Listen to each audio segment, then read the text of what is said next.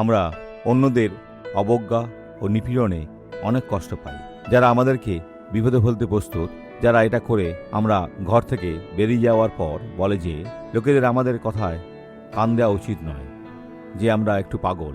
আর এটা কষ্ট দেয় যখন আমরা বুঝতে পারি যে আমাদের কথা শোনা হয়নি, কারণ এমন একজন যে আমাদেরকে চেনে না, শয়তান তাকে কেবল ব্যবহার করেছিলেন।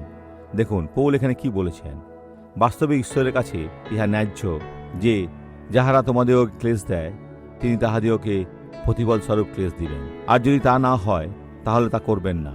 আমরা এমনকি প্রার্থনা করি যেন ঈশ্বর তাদের উপর কোনো দুঃখ কষ্ট না আনেন, বরং তারা যেন মন পরিবর্তন করে। যে ব্যক্তি আত্মম্ভরে তাকে জাগিয়ে তোলার জন্য জীবনে কিছু ঝুঁকি নেওয়া সম্মুখীন হওয়ার প্রয়োজন, কারণ সে রক্ত মাংসের, যে কোনো মুহূর্তে সে বিলীন হয়ে যেতে পারে, যাতে সে পরিত্রাণ পেতে পারে।